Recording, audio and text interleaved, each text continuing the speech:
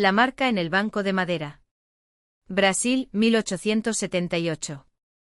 La noche cayó sobre la finca cafetalera del coronel Bastos como un pesado manto, impregnada del olor a tierra mojada y a los últimos rescoldos de las hogueras de los esclavos.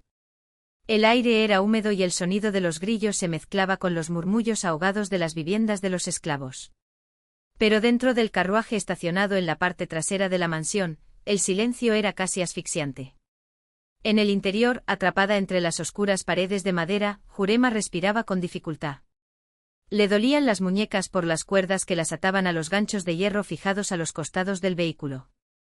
El coronel la había encerrado allí horas antes, después de descubrir que había ayudado a Tonio, un esclavo fugitivo, a llevar comida a los quilombos en los bosques.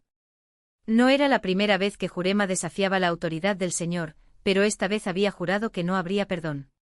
«Aprenderás, perro», había escupido el coronel, antes de cerrar la puerta con fuerza. «Cuando regrese desearás no haber nacido nunca». Jurema experimentó el sabor amargo del miedo, pero también algo más, una terquedad que le ardía en el pecho. Ella no era como las demás. No se doblegó fácilmente. Y mientras la oscuridad la envolvía, sus dedos temblaban no solo por el frío, sino por una idea que le llegó como un relámpago. Con un profundo suspiro, se retorció hasta poder alcanzar el bolsillo escondido en su falda rota. Allí guardaba un trozo de carbón que había robado de la cocina días antes. Era pequeño, casi una raya negra entre sus dedos, pero sería suficiente. Con movimientos lentos y dolorosos, se inclinó hacia adelante hasta que su frente descansó contra el tosco banco de madera. Luego empezó a rascarse. No eran cartas, ella no sabía escribir. Pero sabía dibujar. Y en la madera, con trazos temblorosos y urgentes, grabó lo que su corazón gritaba. Un círculo. En su interior, un árbol de raíces profundas. Y cortando el tronco, un cuchillo. Era el símbolo que le había enseñado Tonio, el mismo que usaban los esclavos para marcar los caminos de los quilombos. Una advertencia. Una promesa.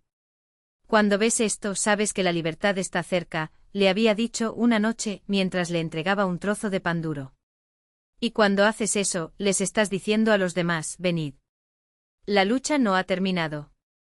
Jurema no sabía si alguien lo vería. No sabía si sobreviviría esa noche. Pero si se encontraba su marca, otros lo entenderían. Y tal vez, solo tal vez, su rebelión resonara más allá de esos muros. 3 días después. El olor a podredumbre invadió las fosas nasales de doña Isabel, la esposa del coronel, incluso antes de abrir la puerta del carruaje. El sol de la mañana caía en su apogeo y los sirvientes ya murmuraban sobre el castigo que el amo había dado al esclavo rebelde. «Ábrelo», ordenó con voz temblorosa pero firme. No le gustaba la crueldad, aunque nunca se atrevió a desafiar a su marido. El capataz, un hombre brutal llamado Raimundo, refunfuñó pero obedeció. Cuando se abrió la puerta, el cuerpo de Jurema se desplomó, rígido y frío. Su rostro estaba contorsionado en una expresión que no era solo dolor, sino algo más, algo que hizo estremecer a doña Isabel. «Dios mío», susurró la señora llevándose la mano a la boca. Pero no fue el cadáver lo que más la impactó. Eso fue lo que vio en el banco de madera, ahora expuesto a la luz. «¿Qué es esto?», preguntó señalando las rayas negras. Raimundo se acercó con el ceño fruncido. «Parece un dibujo, señorita. ¿Alguna brujería de este negro?». Doña Isabel, sin embargo, conocía ese símbolo. Semanas atrás había oído a los esclavos mayores hablar en voz baja sobre marcas en los árboles, sobre señales de los que no se doblegan. Y ahora ahí estaba, grabada en la madera como una maldición. O como una vocación. Ella no fue valiente. Nunca he estado. Pero algo en esa imagen, el árbol, el cuchillo, el círculo, hizo que su sangre hirviera de una manera que no entendía. «Borra eso», ordenó Raimundo escupiendo al suelo. «Quema el carruaje si es necesario. El coronel no querrá que esto siga así». Doña Isabel no respondió. En cambio, mientras los hombres se alejaban a buscar agua y trapos, ella se arrodilló y pasó los dedos por los restos de carbón. Y luego, con un trozo de tela que sacó del bolsillo, borró solo una parte del diseño, dejando el cuchillo y el árbol intactos, pero borrando el círculo que los rodeaba. Ahora, pensó mientras se levantaba y se sacudía el polvo de la falda, es de otra marca. Uno que solo yo entiendo. Y esa noche, mientras el coronel ronca en su cuarto, doña Isabel tomó una vela, un trozo de carbón y, en un lugar papel amarillento, copió el símbolo. A la mañana siguiente el periódico estaba en manos de María, la esclava que servía el desayuno. Y así, sin decir palabra, la revuelta comenzó a extenderse, como una raíz bajo la tierra, como fuego bajo la ceniza. Epílogo, 1 año después. La finca del coronel Bastos ardía en llamas. Los esclavos, ahora armados con hoces y machetes, avanzaban por los campos de caña de azúcar, mientras a lo lejos las campanas de las iglesias tañían alarmadas. El coronel había sido encontrado muerto en su oficina, con su propia espada clavada en el pecho. Doña Isabel, por su parte, había desaparecido la noche anterior, llevándose solo un cofre con joyas y el dibujo que guardaba como talismán. Y en el carruaje abandonado en la parte trasera de la propiedad, ahora carbonizado y olvidado, el banco de madera aún mostraba, casi borrado por el tiempo, la raya de carbón. Un árbol. Un cuchillo. Y al lado, escrita con letra temblorosa, quién sabe de qué mano anónima, una sola palabra. Recordar. El viento traía olor a tierra quemada y caña de azúcar carbonizada. Las llamas que antes habían devorado la casona, ahora se extendieron por los campos, iluminando los rostros sudorosos de quienes, por primera vez, no seguían el látigo, sino su propia furia. Entre ellos, una mujer alta, de piel oscura y con cicatrices en la espalda, empuñaba un machete ensangrentado. Su nombre era Joana, pero desde la noche anterior todos la llamaban Madre del Fuego. Ella no había dado la orden de matar al coronel. No lo habría necesitado. La revuelta nació sola, como un fruto podrido que finalmente se cae de la rama. Bastaba que el día anterior, un niño de 12 años, el mismo que espiaba por las rendijas del granero, hubiera visto a doña Isabel huir por el camino secundario, con el baúl chocando contra las ruedas del carruaje. Y bastó que al amanecer, el cuerpo del coronel fuera encontrado con la espada en el pecho, la punta clavada en el suelo como una cruz invertida. Nadie habló del dibujo del carruaje. Nadie lo necesitaba. Las campanas de la iglesia llevaban horas sonando, pero los sacerdotes ya habían cerrado las puertas. Los agricultores vecinos, alertados por los disparos y los gritos, reunieron apresuradamente a las milicias, pero vacilaron al ver las columnas de humo que se elevaban en espiral, como si el mismísimo infierno hubiera abierto una fisura en la tierra. Algunos decían que era obra de bandidos. Otros que los esclavos habían sido hechizados. Los mayores, sin embargo, se santiguaron y murmuraron sobre una antigua maldición, que vino de la época en que el primer Bastos construyó su casa en una tierra sagrada, donde una vez se plantó yuca y se enterraron a los muertos sin nombre. Joana no creía en maldiciones. Creía en manos que seguían a machetes, en pies que pisaban con firmeza, en bocas que, después de años de silencio, ahora gritaban. Pero cuando el mozo del granero le entregó temblorosamente un trozo de papel carbonizado, lo que quedaba del dibujo del carruaje, ella no lo quemó. Lo guardaba en el bolsillo de su falda, junto al amuleto de hueso que había heredado de su madre. La finca ardió durante 3 días. En la sala, cuando las llamas ya devoraban los últimos soportes de la casona, llegó por el camino polvoriento un grupo de hombres a caballo. No eran soldados ni agricultores. Llevaban ropas raídas, sombreros deshilachados por el sol y portaban armas que brillaban incluso bajo la cálida luz del atardecer. Lo que parecía guiarlos era un hombre delgado, de ojos claros y una cicatriz que le atravesaba la boca, como si alguien, un día, hubiera intentado silenciarlo para siempre. ¿Dónde está la mujer que se escapó?, preguntó sin bajarse del caballo. Joana escupió al suelo. Desaparecido. Y no vuelve. El hombre sonrió, o algo así como una sonrisa. La cicatriz se extendía blanca contra la piel quemada. Ella siempre regresa, dijo. Siempre. Luego, sin decir más, el grupo continuó por el camino, en dirección norte. Los esclavos liberados los observaron hasta que se convirtieron en puntos lejanos, tragados por el polvo. Solo entonces Joana sacó el papel del bolsillo y miró lo que quedaba del dibujo, el árbol, ahora solo una línea torcida, el cuchillo, reducido a una línea casi imperceptible. Y la palabra recuerda aún legible, como si el fuego la hubiera salvado a propósito. Esa noche, mientras los demás dormían alrededor de las fogatas, Joana soñó con un bosque que no existía. En el sueño caminaba entre árboles cuyos troncos eran negros como el carbón pero cuyas hojas brillaban como el metal. En el centro del claro, una mujer con un vestido roto y las manos manchadas de tierra estaba cavando un hoyo. No era doña Isabel, o no era solo ella. Su rostro cambió con cada entrega. Tanto como si estuviera hecho de sombra y recuerdo. «¿La encontraste?», dijo la mujer, sin levantar la vista. «¿O ella te encontró?». Joana intentó responder, pero su voz era solo un susurro. «No importa», continuó la mujer. «Lo que importa es que ahora lo sabes». Levantó las manos y entre sus dedos cayeron semillas negras que se enterraron en la tierra. Donde tocaron el suelo, brotaron pequeños cuchillos de hueso. Joana se despertó sudando y con sabor a ceniza en la boca. A su lado, el mozo del granero dormía envuelto en una manta, con el rostro todavía marcado por el hollín. Se tocó el bolsillo y palpó el papel. Luego, con cuidado, lo sacó y lo colocó debajo de una roca, donde la luz de la luna pudiera alcanzarlo. Al amanecer, cuando los primeros rayos de sol tocaron el suelo, el papel ya no estaba. En su lugar, una pequeña planta brotó entre las grietas de la tierra seca. Sus hojas eran delgadas, casi traslúcidas, y en el centro, como un capullo a punto de florecer, una espina afilada apuntaba hacia el cielo. Nadie se dio cuenta.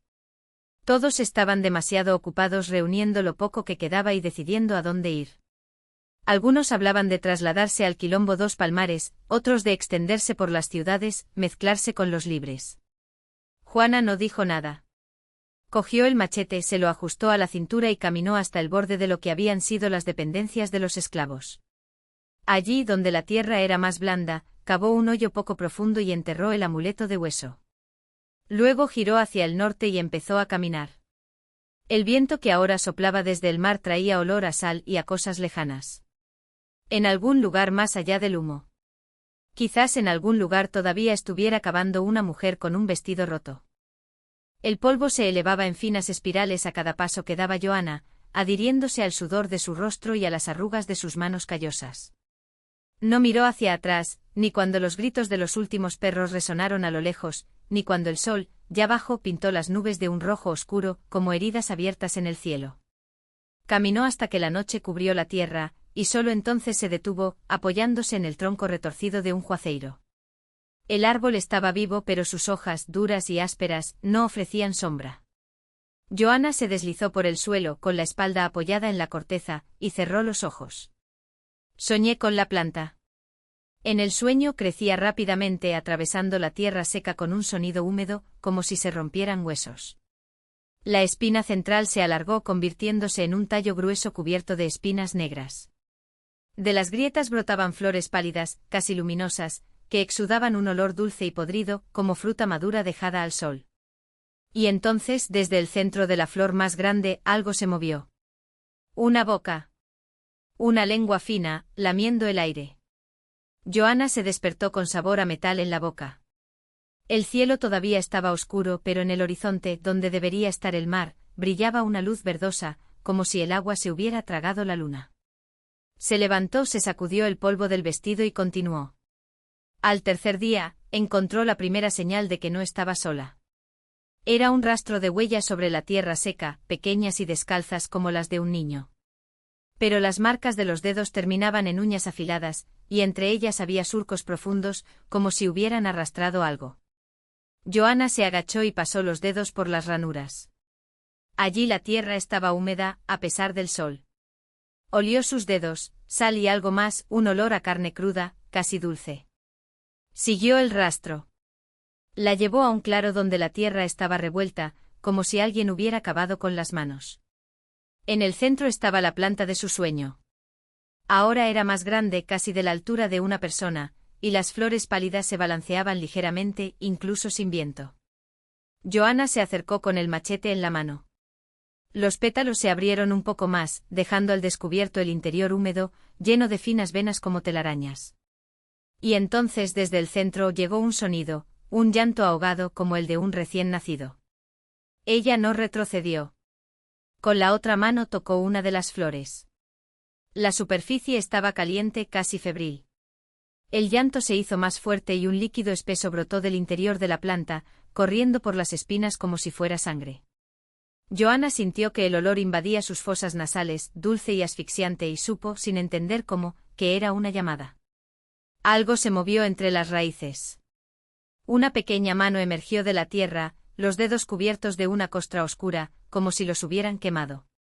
Luego vino un brazo, luego un hombro. Un niño, o lo que alguna vez lo fue, surgió del suelo, con los ojos blancos como leche cuajada y la boca cosida con hilos. De nervios secos. No respiraba, pero su pecho se movía con sacudidas, como si algo dentro de ella estuviera tratando de salir. Joanna reconoció el vestido. Era igual que el tuyo, solo que más desgastado, más viejo. Y del cuello de la criatura, colgando de un hilo de tripas, colgaba un amuleto de hueso. El niño Skip se acercó a ella. De las palmas de sus manos brotaban finas raíces, que se enterraban en la tierra a cada paso que daba hacia Joanna. El llanto había cesado. Ahora un sonido ronco salió de su garganta, como palabras dichas bajo el agua. Madre. Juana no tuvo hijos. Nunca lo había hecho. Pero cuando la criatura apoyó su frente contra su vientre, sintió que algo se movía dentro de ella, como si una semilla hubiera sido plantada allí hace mucho tiempo y recién ahora comenzara a germinar. El machete pesaba en su mano. Ella lo levantó. La hoja se arqueó hacia abajo cortando el aire con un silbido. Pero no fue el niño al que golpeó. Era la planta. El tallo se rompió con un crujido húmedo y un chorro de líquido negro salpicó el rostro de Joanna, ardiendo como alcohol en una herida abierta. El niño Skip gritó, un sonido agudo que no era humano, y su cuerpo comenzó a desmoronarse, su piel agrietándose como tierra seca, revelando debajo de él una masa de raíces y flores podridas. Joanna cayó de rodillas y escupió el sabor amargo que le llenaba la boca. Cuando levantó la vista, el claro estaba vacío. Solo quedó el tocón de la planta exhalando un vapor blanquecino, y junto a él, el amuleto de hueso que había enterrado días antes. Ella lo captó. El hueso estaba caliente como si todavía conservara el calor corporal. Joanna se lo metió en el bolsillo, limpió la hoja del machete en la tierra y se dirigió al norte. El viento llevaba ahora no solo el olor del mar, sino también un murmullo lejano, como voces hablando todas a la vez. Algo la esperaba más allá del humo. Y esta vez no caminaba sola. El humo y el mar.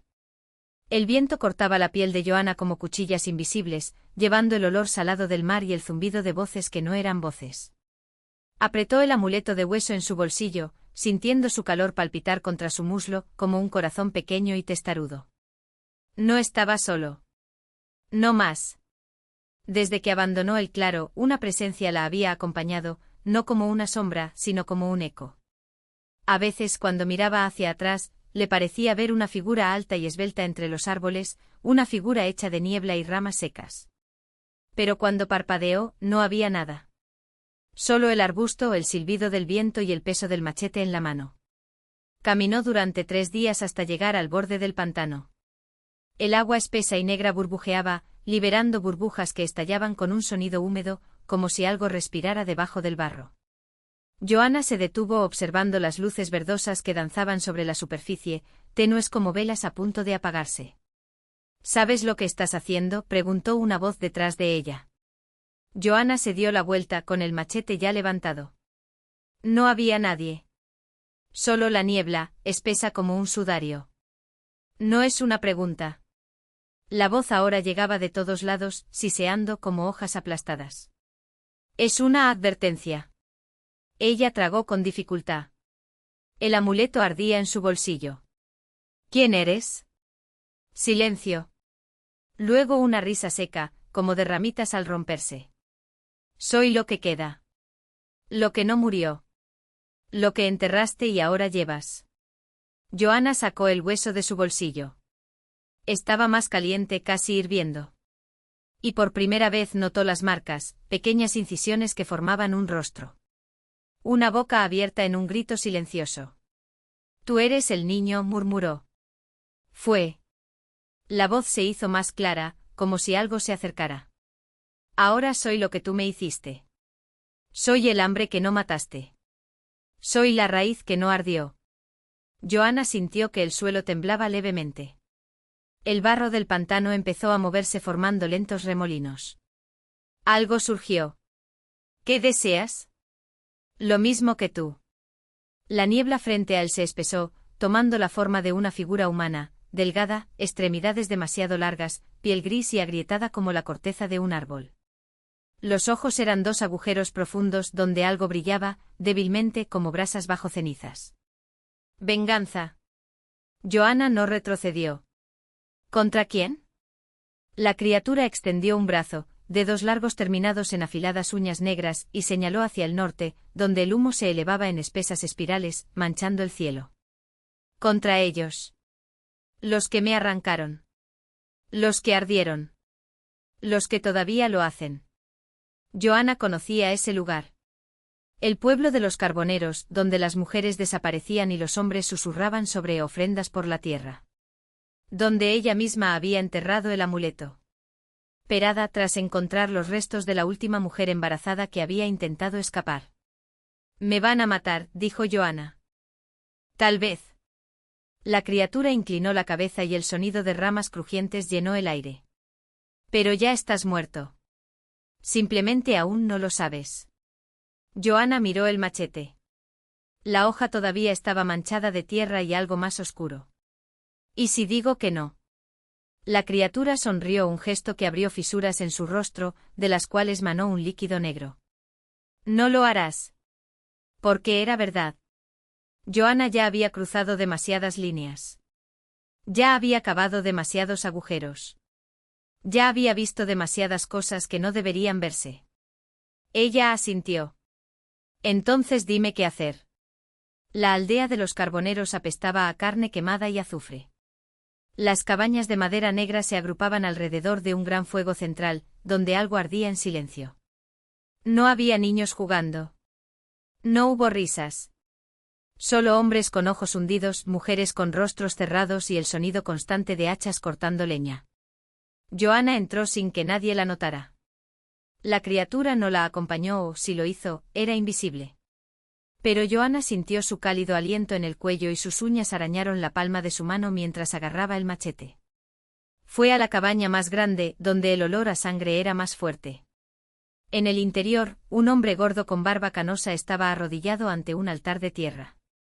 Encima, un feto deforme todavía adherido a un trozo de placenta seca, estaba envuelto en paños sucios. Lo sacan antes de nacer, susurró la voz en su cabeza. Alimentan la tierra con lo que debe respirar. Joanna no sintió náuseas. Solo ira. El hombre se dio la vuelta y abrió mucho los ojos cuando la vio. No deberías estar aquí, gruñó, levantándose con dificultad. Juana no respondió. En lugar de eso, clavó el machete en el suelo entre ellos. El sonido resonó como una campana. Vine a buscar lo que es mío. El hombre rió con un sonido grueso y húmedo. Aquí no hay nada para ti, bruja. Entonces la tierra empezó a temblar. Primero fue un ligero temblor, como si algo se moviera bajo sus pies. Entonces las paredes de la cabaña se agrietaron y raíces gruesas, negras como venas, comenzaron a brotar del suelo, envolviéndose alrededor de los tobillos del hombre. Gritó tratando de liberarse, pero las raíces lo arrastraron hacia abajo y su grito fue ahogado por la tierra que se acercaba a él. Juana no se movió. Afuera comenzaron los gritos. Hombres corriendo, mujeres llorando, sonido de madera crujiente. El pueblo entero se estaba desmoronando, tragado por algo que crecía desde abajo, ramas, raíces, flores podridas que se abrían como bocas hambrientas. La criatura apareció a su lado, ahora más sólida, su forma menos confusa. Sus ojos brillaron con una luz enfermiza. Alimentaron la tierra con nosotros. Su voz ahora era un coro, muchas gargantas hablando a la vez. Ahora la tierra los devora. Joanna se miró las manos. Estaban cubiertos de tierra y sangre seca.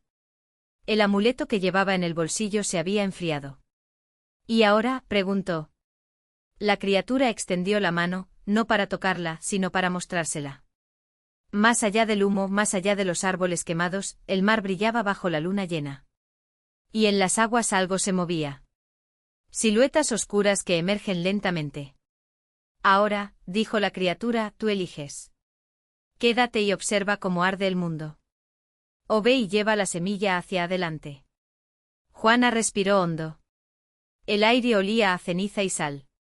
Ella tomó el machete. Y caminó hacia el mar.